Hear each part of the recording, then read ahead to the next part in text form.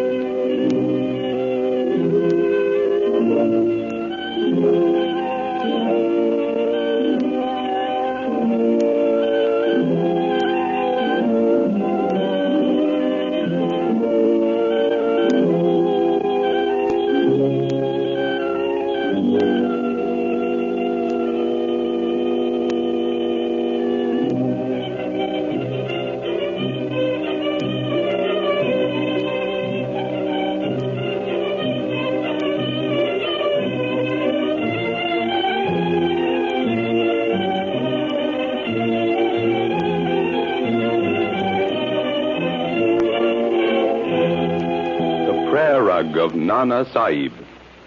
A story of freelance diplomacy, intrigue, and mystery in the Far East. K.C. Smith, Ghost Corps operative, buys a curious prayer rug at an auction in Cairo by overbidding Ram Das, a mysterious Hindu. Ram Das offers to buy the rug from K.C., who refuses to part with it, believing its strange pattern conceals a secret chart. Later, Ram Das steals the rug from K.C.'s hotel room and leaves for Kundra, a forbidden city in the province of Nepal, northern India. Casey's curiosity and suspicions are aroused, and he decides to follow. In Alexandria, he learns that Ram Das has already left by special plane for Karachi. Chartering a fast ship through his American friend and colleague, Don Grant, Casey and Ali, his Arab companion and assistant, leave the hotel with Grant for the Alexandria airport. There, Casey is served with a warrant for his arrest, charged with assault and battery. Do you mind letting me see the warrant, Sergeant? Here you are. Look it over. Sworn out by Saigon Charlie, eh? Here. You're tearing up that warrant. Didn't even read it through. Not necessary, my friend. I've probably seen more of these things than you've even dreamed of. Listen, Sergeant. If you know what's good for you, you'll get out of here and get rid of that uniform. Both of you. Before I have you arrested for impersonating a British officer. I ain't impersonating. Tell Saigon Charlie when you see him, he should know better than to play with ghosts. Come on, Ali, Grant. Let's get to the plane. Having trouble, gentlemen? Oh, nothing, thank you. I'm leaving by special plane, chartered under the name of Smith, for Karachi. Oh, yes, Mr. Smith. Yes, there she is, ready and waiting. Your pilot, Farnsworth, one of our best. He's already at the controls. Thank you. Stow the bags, Ali. Well, Don, many thanks. I'll do as much for you someday. Listen, keep your eyes open, Casey. You're not through with that Hindu. He appears to be a clever, versatile devil who takes no chances. He certainly tried to cover every emergency here. He'll keep me interested, Don. I hope he doesn't let up. Yeah. But stay awake all the time, or we'll maybe have to turn down that empty glass. I'd give my shirt to go with you. Oh, well, it is tough luck, fella, but... Well, keep your nose clean. You want me to send a report to the chief? What for? I'm on my vacation. So long. So long.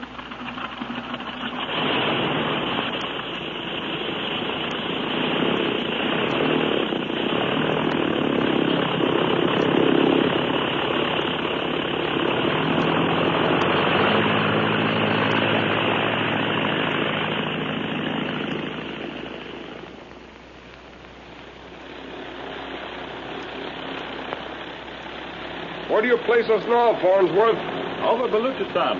Last place we fueled was Kwadar. He'll make Karachi by 10 o'clock. About 2 hours behind schedule, eh? If it hadn't been for headwinds and the delays at Basra and those other places, we'd be in Karachi now. Those blighters ahead must be awfully anxious to stop you. There will be more delay and possible trouble at Karachi, Habib. I've been thinking about that, Ali. They'll be waiting for us. All along the way, Ram Das spent money in an effort to stop us. Now in his own country. Oh, Farnsworth, it wouldn't be much out of your way to land us at Hyderabad instead of Karachi, would it? 100 miles or so. I'll have to notify the airport at Karachi, though. I'd like to avoid that if possible. I'm sorry, Mr. Smith. I'd like to help you out, but Going against orders would be worth my job. I think I can guarantee your job, or guarantee you a better one. Suppose you keep on to Hyderabad, drop us, and refuse to answer questions when you get to Karachi. Say, who are you anyway? Just plain Mr. Smith, do you? Well, all right. I'll take a chance. If I lose my job, I guess I can still fly crepe for the Chinese. Good boy. You'll not regret it.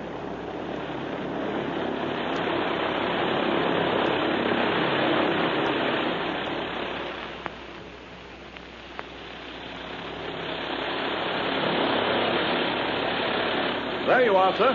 Hyderabad just ahead. We'll land in 5 minutes. Right, Farnsworth. Here's a note. Hand it to your chief when you reach Karachi. It explains all he'll need to know. And remember, keep your mouth shut. You'll be questioned, probably by strangers. You don't know a thing. Right, sir. Say nothing of our delays and trouble on the way down from Alexandria. You can talk to your chief if he asks, but no one else. Understand? I understand, sir. And better get back into your seat. We're landing. A military airport, Kasi? A cantonment, yes. Afraid we won't be able to get a plane out of here for Lucknow or Patna.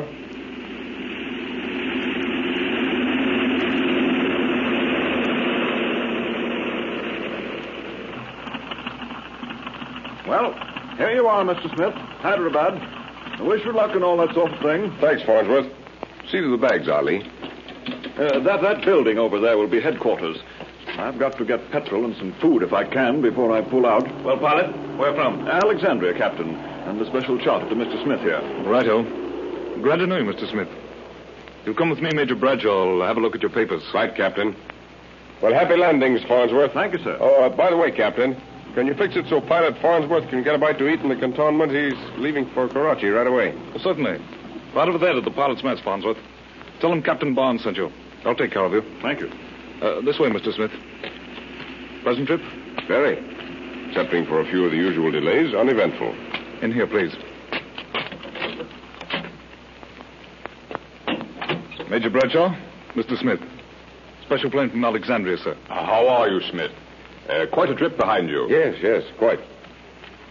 My papers, Major. Yes. Mm-hmm. Is everything in order? Stopping here, are you? No, I'm going on to Lucknow, Major. By the way, I don't suppose I could charter a ship in Hyderabad to take me to Kathmandu. Nepal, eh? I'm afraid not. You might get one from Lucknow or Delhi. You happen to know of any private companies or private owner who'd make the trip from Lucknow? None that are capable or willing to take the chance. Not even to carry a voice from the tomb, from one who casts no shadow? Eh? Oh, I see. Heard of you fellows a lot. Doing good work out here. Never had the pleasure of working with you. Ghost Corps, isn't it? Yeah. Official trip? Well, let's say it's vacation, Major. Though it might end up by becoming official. Right. It's none of my business, of course. However, I'll do all I can to help you. Kathmandu. Pretty far north. And in the mountains. Dangerous flying. How about Waldheim, Major? By Jove, yes. I'd forgotten about him. There's your man, Mr. Smith. A German, wartime flyer. One of Richthofen's original circus. Plenty of intelligence and no nerves. Private plane? Yes. We found occasion to use him and his plane on CID business. Keeps his tongue between his teeth. Good. That's just the sort of thing I'm looking for. He's here? In Lucknow. Major Fielding, in charge of the airport up there, will bring you together. And you're in luck. Captain Barnes is transferring to the Lucknow section, flying up this afternoon. Oh, have you room for a couple of passengers, Captain? Plenty. And it'll be a pleasure. I'm taking up one of the new bombers with plenty of speed and lots of cabin room. One more question, Major. Need it be known that Captain Barnes is carrying passengers? Officially, no. I'll take care of that. Thank you. I certainly appreciate your cooperation, gentlemen. Perhaps sometime our organization will be in a position to reciprocate. Reciprocate? Huh. The Ghost Corps has more than once placed us in its debt. Say no more about it. Captain Barnes will look after you and your man while you're here. Thanks again, Major. I'll wire Fielding to have Waldheim ready for you. I'll see you before you take off. Cheerio. Goodbye, sir. My quarters are pretty well dismantled now, Smith. But you'll enjoy a tub and a scotch and soda. Sounds interesting. Tell me, Captain, Anyone in a hurry to get to Kathmandu from Karachi would fly to Lucknow, wouldn't he? Lucknow or Patna. Lucknow is your choice, though. It's closer, and Waldheim will be there. Oh, here we are. Make yourself at home if you can. The tub's in there, and the scotch is in the cabinet. I'll send up your man with your kit. Oh, thanks. I'll appreciate the tub. The British bomber with K.C. and Ali as passengers takes off from Hyderabad at 4 o'clock. 2 hours later, Captain Barnes sets his ship down on the aerodrome of the British cantonment at Lucknow.